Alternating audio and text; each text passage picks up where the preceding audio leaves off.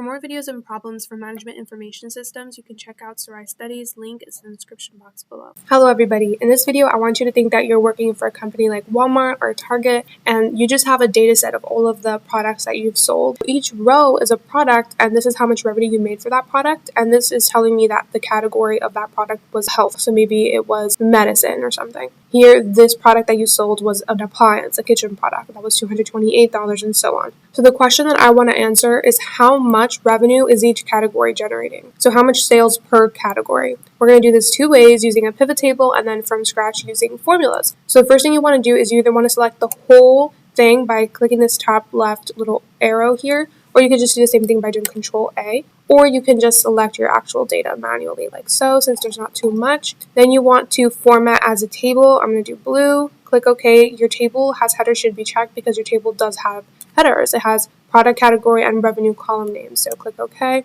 And now it's a table. Why did we do this? Because we can now filter by category. So let's say I want to look at only the beauty products, click OK. So we sold 2 products in the beauty category. That's what that's telling me. Now I want to get rid of all the filters, click OK. And that's a really good benefit of tables. But that's not the point. To actually answer the question, you want to do a pivot table. You want to just click on any cell in the table, go to Insert, Pivot Table, and then just click on OK. New worksheet, you don't have to change anything. And then it's going to show you this field list, this pop-up right here. And you want to select your categories. And you want to select your columns. And then you can exit it. If you exit by accident, you can just click on one of these blue ones, right-click at the bottom, Show Field List, and it will pop like that. But here's what we have. We have the categories, so I can label that appropriately. And then we have the revenue, the total revenue that each category generated. That's it. We have our answer. We can chart this. Let's say I want to know what category has the most revenue. Then I can just right click on here and then just sort largest to smallest. And now I know that the outdoors category sold the most, and the least one was home improvement. We only sold $20.50 worth of that. Now these are just numbers. We can format this as currency. So if we just select them, right click, and then we go to number format, we can go to currency and then just click on OK. And it's going to make it a $sign and round it to 2 decimal places. I can also click on here and filter. Let's say I only want to see appliance products, then there we go. And again, sum isn't the only thing we can do. We can right click and summarize value by average. So now we have the average amount of revenue that each category generates. Let me just do Control Z to go back to what we had. And we can do charts. So we can select our data and we can go to Insert, Recommended Charts. Let's try maybe a bar chart. And then we can select it and we can see all of our categories and which one makes the most and the least. We can do this sales by category because that's what revenue is. It's sales. We can add some axes titles. We make this a little bit bigger.